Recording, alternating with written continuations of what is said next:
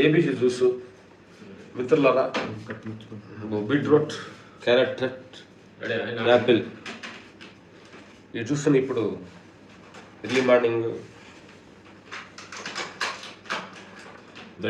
Shoot చేస్తున్నాడు.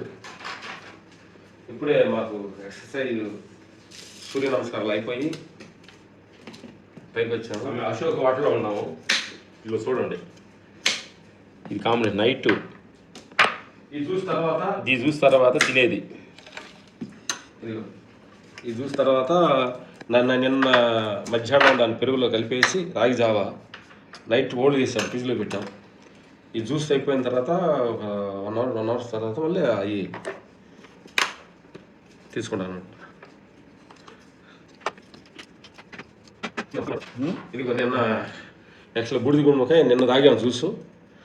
ఈరోజు సేంజాబురు juice, రేపు ఇది అక్కడ ఉంది.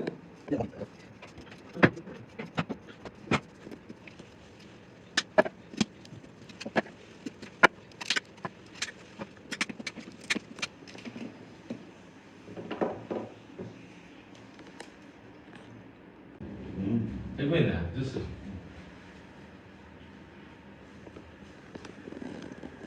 ఫ్రెండ్స్ పొద్దున్నే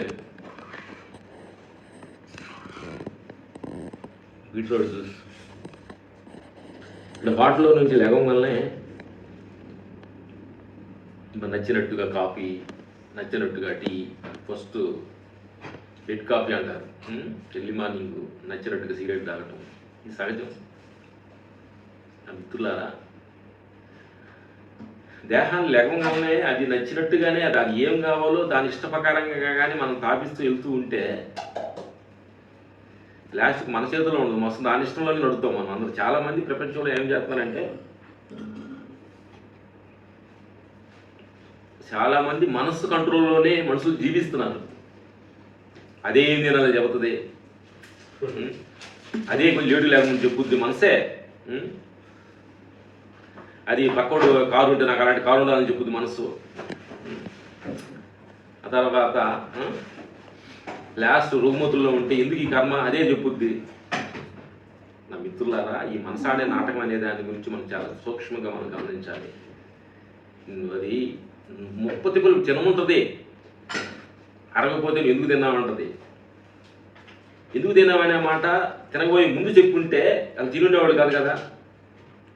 తినకపోయే ముందు ఎస్, అప్పుడు మనం ఏం చేయాలంటే ఇది నేను తింటున్నాను, నెక్స్ట్ ఏం చెబుతుంది అనే దాన్ని మనం చాలా ఇంపార్టెంట్గా గమనించాలి. మనసాలే నాటకం ఆ చేతిలో.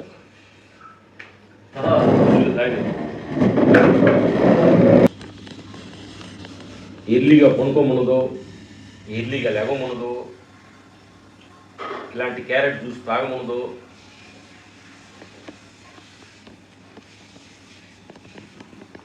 తర్వాత ఎక్సైజ్ చేయముందో,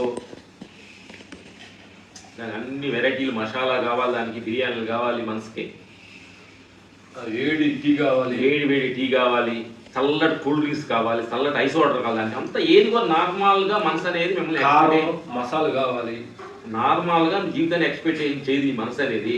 అది చాలా మీరు అర్థం చేసుకున్నాం మిత్రులారా. పొద్దున్నే బీట్రూట్ చూసుకుంది కషాయంగా నోట్లో వెళ్తానికి కష్టంగా ఉంటుంది. ఇది తాగదు, ఇది తాగముందు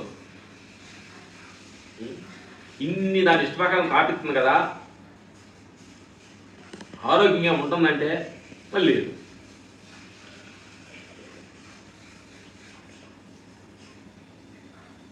అందుకని కొన్ని విషయాల్ని మనసు ప్యాడ్ని మనము అన్ని తలవకుండా దాన్ని మనం అడ్డుపడాలి. మిత్రులారా, అది మన మనసే కదా.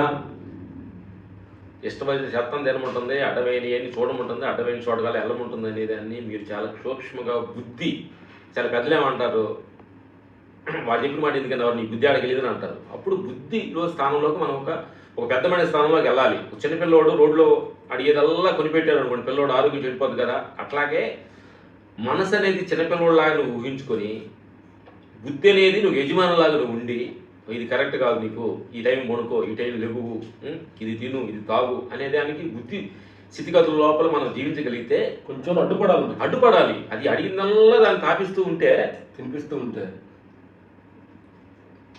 ఒక పెగ్గు తాగుదామా అని అంటే ఊరుకోడుగా, మొత్తం తాగి కింద పడేదా తాగుతాడు. ఒక సిగరెట్ తోట ఊరుకోడు కదా, పెట్టి తాగటం. అట్లా ఏంటంటే అది వదిలితే అట్లా మిమ్మల్ని ఒక స్థితిగతులను తీసుకెళ్తూ ఉంటుంది నా మిత్రులారా. అందుకని మనసు అనేది చాలా చిన్నపిల్లలు ఉంటుంది, మన చిన్నపిల్లలు లాంటిది. దాని చోటు ఫ్రెండ్షిప్ చేసుకొని బుద్ధిని ఉపయోగించి అప్పుడు అడ్డుపడి ఇది అవసరమో, ఇది తినాలో, ఇది చూడాలో, ఎప్పుడు కొనుక్కోవాలో, ఇప్పుడు లేవాలనేది ఒక టైం టేబుల్కి పెట్టుకొని మనకు అలవాటు చేస్తే ఆటోమేటిక్గా నీకు అలవాటు అయ్యి ఆ టైంకి లేపుతాడు అనమాట. అదే బుద్ధుడు చెప్తాడు, నీ మనస్సే నీ శత్రువు, నీ మనస్సే నీ మిత్రుడు అంటాడు. మిత్రుడు చేసుకుంటే నీకు అన్ని పనులని ఈతోడు చేస్తుంది, శత్రువు చేసుకుంటే నిన్నే పడేసి తొక్కుద్ది. Okay, thank you, bye.